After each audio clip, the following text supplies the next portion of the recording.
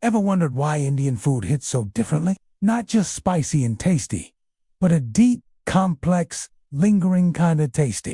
The kind that makes your taste buds argue with each other in the best possible way. There is something wild about it, something almost engineered. But is it just nostalgia for some, a culinary chaos for others? Or is there actual method in the madness? Let's go beyond butter chicken and biryani and ask, why is Indian food so incredibly tasty? Part 1. The science of taste. It is not just spices first.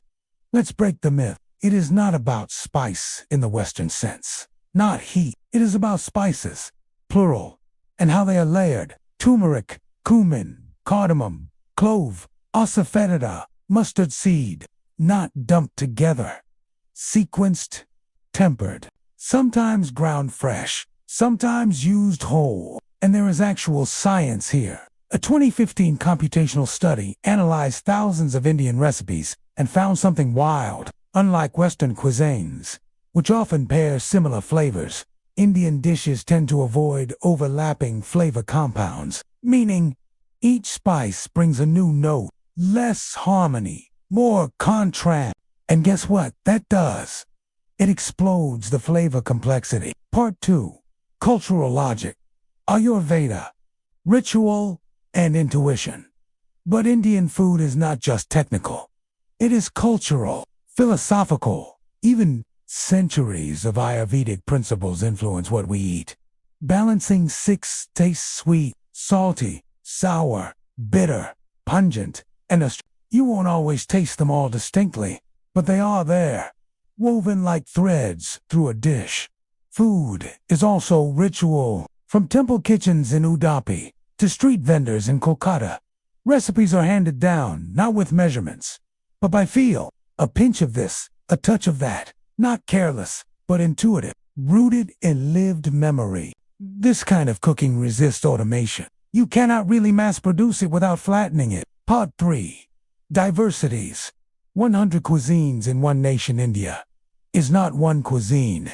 It is hundreds, maybe thousands. What we call Indian food is often just Punjabi food in disguise.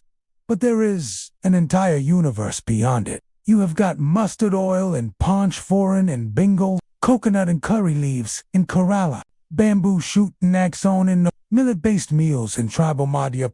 Each region has its own flavor logic, based on geography, climate, caste, economy. It is not a monoculture. It is a flavor federation. Let's be honest. Taste is not always innocent. But here is the twist. Much of what we call tasty is also heavy. Fried, loaded with salt, oil, sugar. Restaurant Indian food often exaggerates flavors. Home cooking, usually simpler, cleaner, more balanced. And do not forget the colonial hangover. The British fetishized some cuisines, erased others. What survived and what got popular isn't always the healthiest or most authentic. Taste has politics and marketing. So we have to ask, do we love Indian food for what it is, or for how it has been packaged? So, why is Indian food so tasty?